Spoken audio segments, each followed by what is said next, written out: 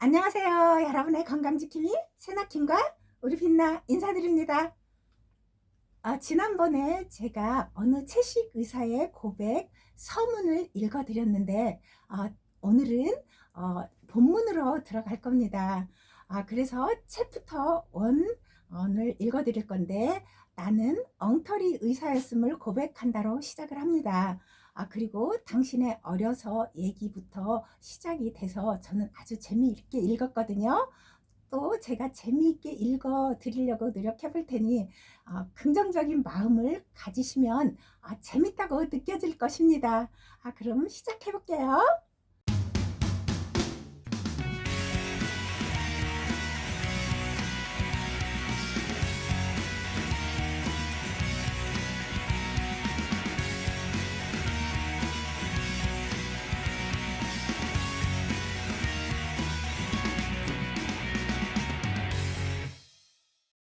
나는 말썽꾸러기 소년이었다. 어려서부터 나는 부모로부터 정직해야 한다는 소리를 들으며 자랐다. 나는 장난기는 많았지만 악동은 아니었다. 아주 호기심이 많았다고 기억한다. 7살 때는 길 건너 빈집 유리창을 깨고 들어갔다는 이유로 경찰서에 간 적도 있다. 다음 해에는 잘못해서 집에서 기르는 햄스터를 죽인 적도 있고, 9살 때는 아버지 담배와 성냥불을 가지고 놀다가 거실 소파에 불을 낸 적도 있다. 나는 아주 미안했지만 부모님은 무척 현명했다. 의도적이지 않는 잘못으로 인한 일 때문에 아이에게 벌을 잘못 주면 반항적인 사춘기 소년이 된다는 사실을 잘 알고 계셨다. 내가 나의 실수를 솔직하게 고백하기만 하면 내 에너지를 더 생산적인 일에 쓰도록 기회를 주셨다. 그래서 나를 꾸짖는 대신에 잘못을 솔직히 고백하는 것이 더욱 진실한 일이라는 사실을 깨닫게 해주셨다. 진실을 발견하고 말하는 것은 언제나 내 신조로 이어져 왔다.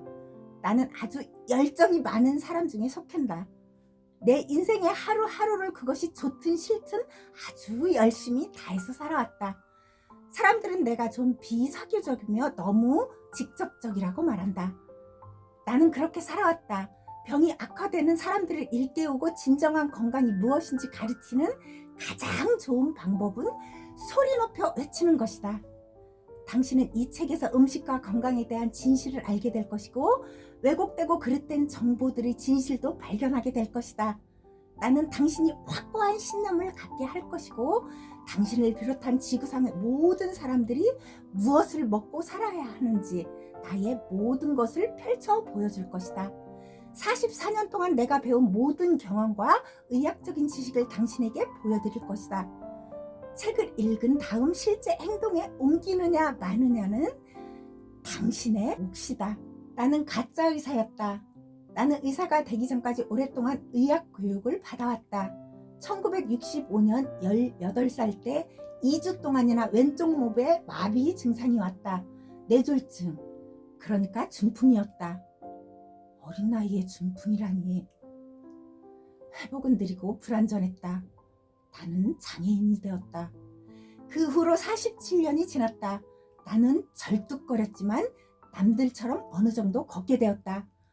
지금은 매일 은두 서풍도 즐긴다.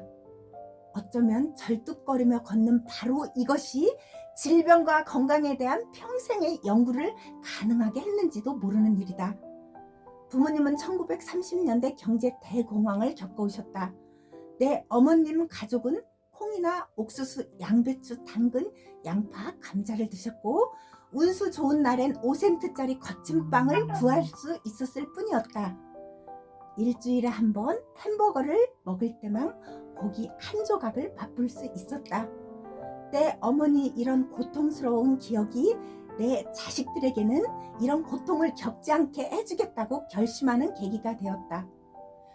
아이들에게만은 돈으로 살 수 있는 최고의 음식을 먹이겠다고 결심한 것이다. 그러나 아이러니하게도 그녀의 이런 자비스러운 마음은 잘못된 것으로 판명되었다. 우울했던 대공황기의 음식이 더 건강한 음식이었던 것이다. 나는 어렸을 때 계란과 베이컨으로 만든 아침을 먹었다.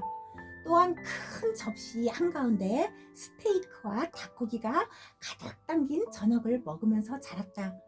매 끼니마다 유리잔 가득 담긴 우유를 함께 마셨으면 물론이다. 그럼 녹마른 음식은 어디에 있었을까? 기껏해야 버터와 함께 넣은 작은 접시에 감자 2알 정도가 부끄럽게 앉아 있었을 뿐이다. 그러나 아무도 쳐다보지 않았다. 빵이나 케이크를 제외하고는 어디에도 녹말 음식은 없었다. 그때는 몰랐다. 돈으로 살 수 있는 가장 비싼 음식이 나를 중풍에 걸리게 했고 결국 죽음에 이르게 한다는 사실을 나중에야 깨닫게 된 것이다. 나는 아주 오랫동안 거의 매일 소화불량과 심한 변비에 시달렸다. 감기도 자주 걸렸는데 7살 때는 편도선 절제 수술까지 받았다. 체육 시간에는 항생 열어였고 10대에는 여드름 투성이었다. 18살 때 중풍을 겪고서야 비로소 문제가 아주 심각하다는 사실을 깨닫게 되었다. 중풍은 노인들에게 나타나는 증상이었다. 이 병의 원인은 의사의 입에서 나오는 복잡하고 현학적인 질병이 아니라 매일 먹는 풍성한 식탁 때문이라는 사실을 그때는 몰랐던 것이다. 20대 초까지 나는 20kg, 30kg 더 비만이었다. 나는 어머니를 탓하고 싶은 생각은 없다. 어머니는 그 당시 가장 영양이 풍부하다는 충고를 받아들여 우리를 먹였을 뿐이다. 단백질과 칼슘이 몸의 필수 영양소라는 낙농업계의 광고와 홍보를 그대로 믿었을 뿐이다. 국가에서 그 영양을 보장한다는데 그것이 거짓이라고 반박하는 일반인이 어디 있겠느냐 말이다. 동물성 음식이 건강에 해롭다는 뉴스가 조금이라도 나오면 그들은 돈을 좋아하는 과학자를 동원하여 무력화시키곤 했다. 우리 같은 일반인이 그런 속사정을 아는 것은 불가능했다. 나는 디트로이트 근교의 중하층 집안에서 성장했다. 우리 부모님은 의사들을 예수 다음의 능력자로 경배하곤 했다. 물론 나도 중풍이라는 운명적인 사건에 마주치기 전까지는 아주 보통의 인간으로 살았다. 당연히 예수 다음의 능력자가 되리라는 생각은 꿈도 꾸지 못했다. 2주 동안 병원에 입원해 있으면서 서서히 의사의 꿈을 꾸기 시작했다. 나는 점차 내 병을 관찰하고 치료하는 그 분야의 최고 권위자에게 매력을 갖게 되었고 의학적인 궁금증도 갖게 되었다. 환자로서, 그리고 학교에 돌아가고 싶어하는 청년으로서 나를 치료하는 의사들에게 끊임없는 질문을 퍼부었다. 중풍의 원인은 무엇이죠? 어떻게 저를 낫게 해주실 건가요? 저는 언제쯤 우리 집으로 돌아갈 수 있는 건가요? 제대로 대답하는 의사는 아무도 없었다. 대부분 손을 내저으며 귀찮다는 표정을 하고 자기 방으로 들어갔다. 바로 그때 나는 내가 알아봐야겠다고 결심했다. 어떤 훌륭한 의사도 이 3가지 질문에 대답할 수 없다는 사실을 알아차렸을 때 나는 퇴원했다. 미시간 주립대학교로 돌아갔을 때 나는 처음으로 아주 강한 결심을 하게 되었다. 1968년에 의대에 들어갔을 때 강한 열정으로 의학 공부를 하기 시작했다. 의대를 졸업할 무렵 인공관절 수술에서 도움을 준 간호사를 만나 사랑이 싹트기 시작했다. 그녀의 이름은 메리였는데 나는 그녀와 결혼해서 하와이로 떠났다. 나는 하와이 호놀루루에 있는 퀸즈 메디컬 센터에서 1년 동안 인턴 훈련을 받았다. 그 후 3년 동안은 하와이 빅 아일랜드에 있는 하마쿠아 사탕수수 농장에서 유일한 일반의로 근무했다. 그 농장에서 5,000명의 근로자들과 그에 딸린 가족들이 있었는데 출산을 돕거나 사망 진단서를 끊어주는 등 다양한 일을 했다. 전문의가 있는 병원을 가려면 자동차로 1시간을 가야 했고 70km 밖에 떨어져 있었기 때문에 그야말로 환자들은 모든 것을 다 한 명에게 의지하곤 했다.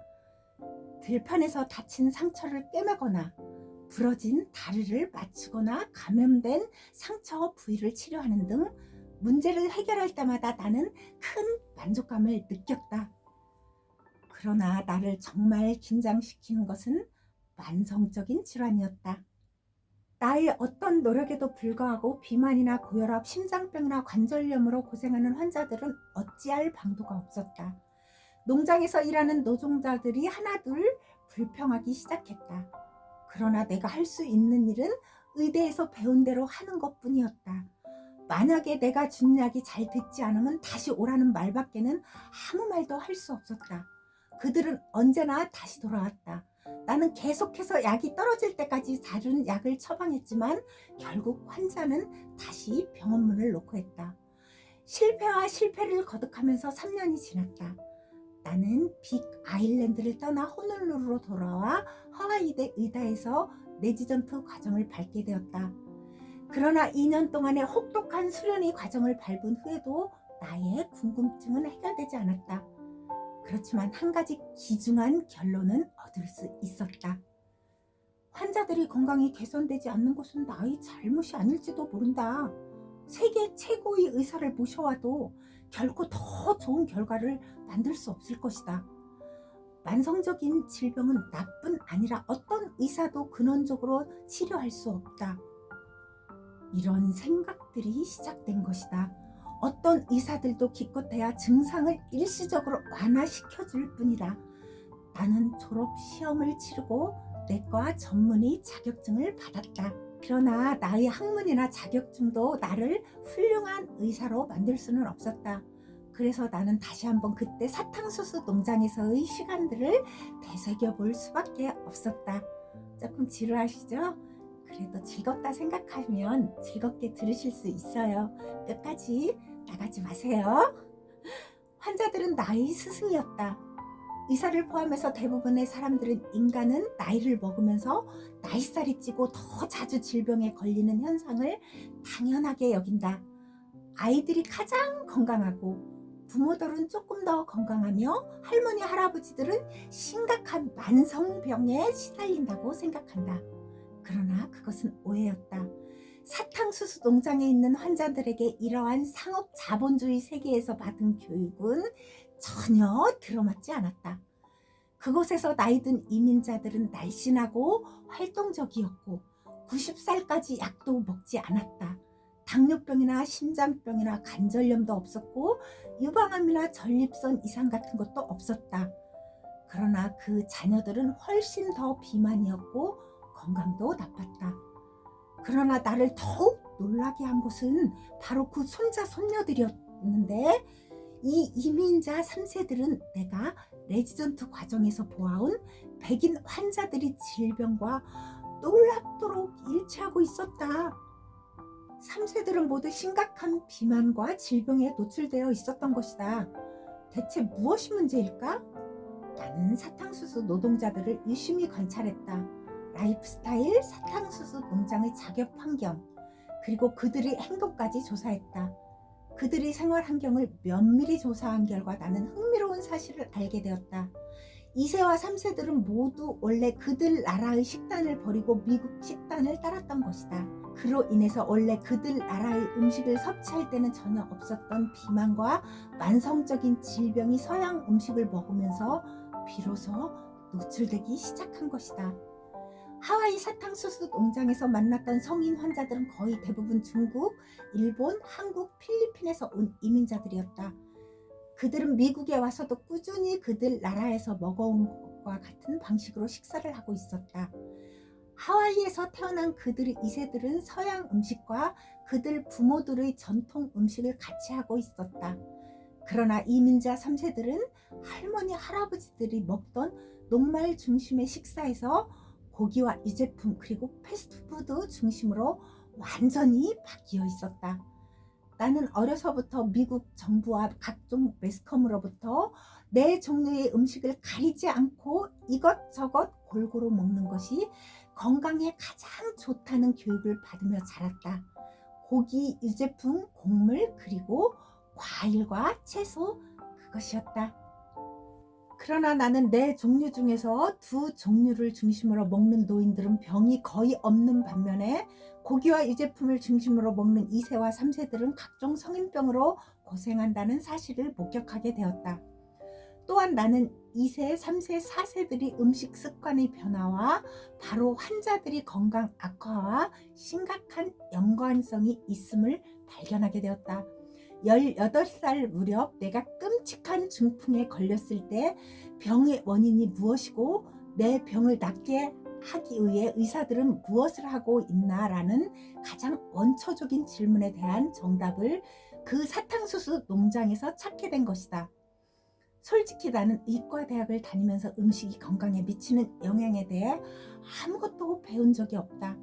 의과대학 커리큘럼 어디에도 영양학은 없었고 당연히 인턴 과정이나 레지던트 과정에서도 언급된 적이 없었다. 의대 입학시험 때 겨우 몇 개가 언급된 걸로 기억하고 있다. 나는 결국 아주 단순한 결론을 얻게 되었다. 환자에게 효과가 없는 약물을 투여하고 위험한 수술을 권하는 대신 평생 건강하게 장수하고 지속적으로 날씬한 몸매를 유지하는 방법을 마침내 발견하게 된 것이다. 다른 나라 사람들은 무엇을 먹을까? 난 전 세계의 전통적인 음식 섭취에 대해 연구하기 시작했다. 내가 사탕수수 농장에서 가졌던 확신은 연구가 거듭될수록 확고해졌다. 어떤 음식을 먹는가라는 것이 건강에 가장 큰 척도임을 깨닫게 된 것이다. 건강에 가장 좋은 음식이 무엇인가에 관한 연구를 마치고서야 비로소 확실해졌다. 녹말 중심의 식사가 환자를 치료한다는 이러한 발견을 한 과학자가 내가 처음이 아니었음도 알게 되었다.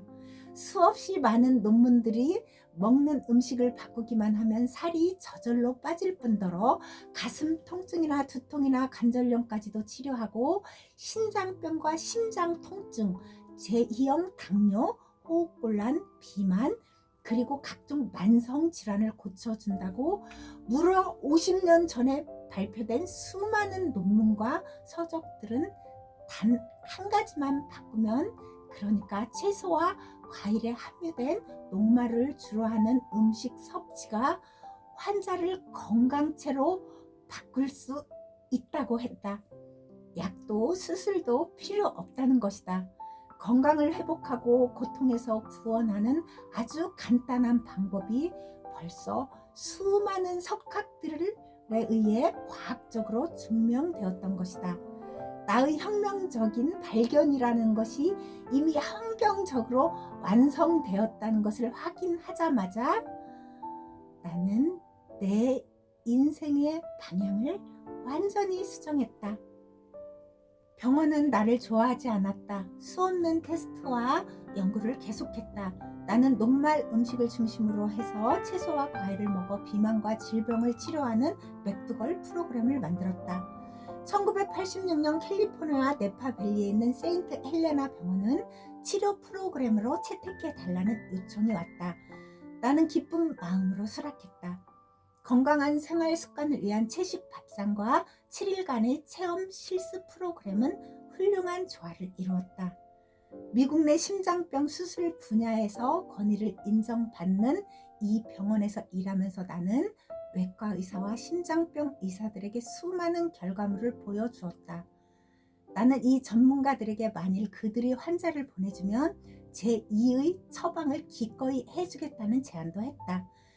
그러나 내가 세인트 헬레나 병원에 있는 16년 동안 내가 제안한 제2의 처방은 물론 어떤 처방도 병원에 있는 의사들에게 환영을 받지 못했다.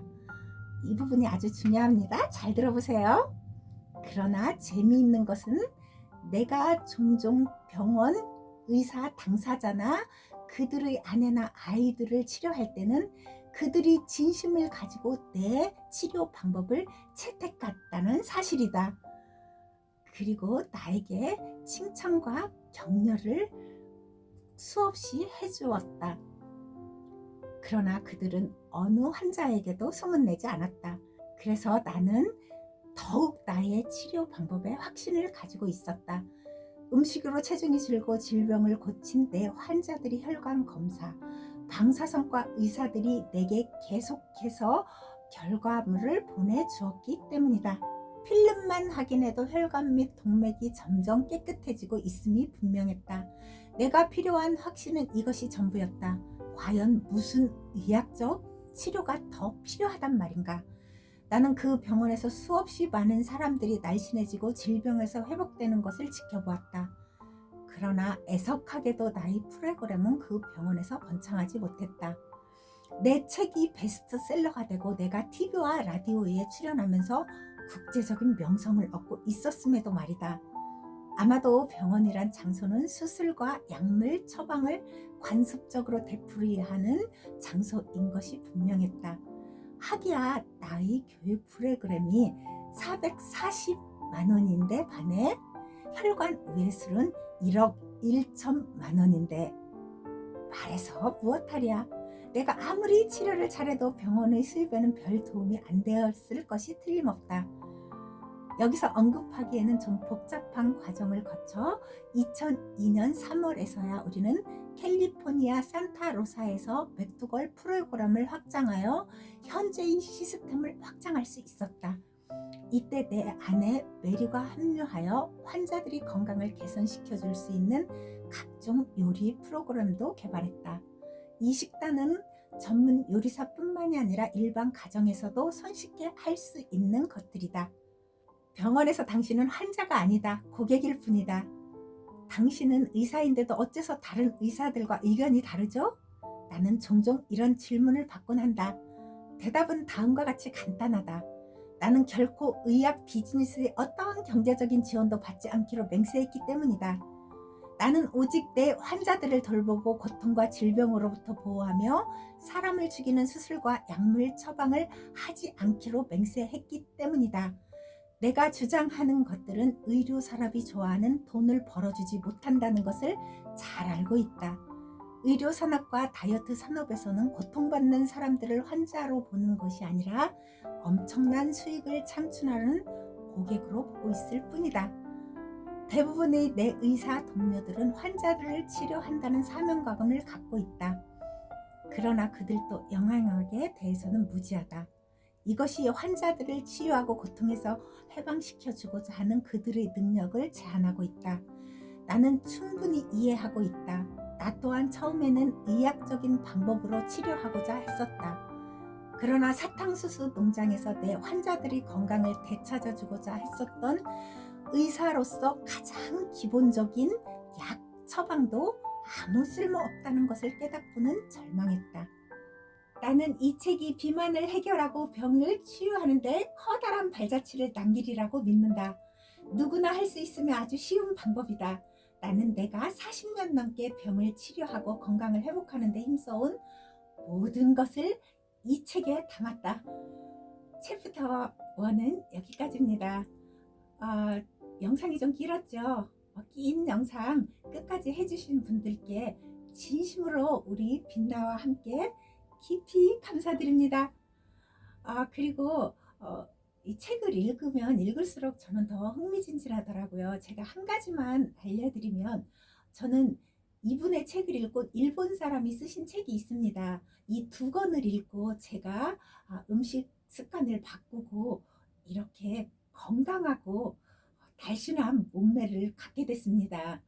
거기에 피부는 말할 것도 없이 맑고 투명해졌고요. 저와 함께 이 책에 한번 빠져들어 봐요. 다음 챕터 2에서 꼭 만났으면 좋겠습니다.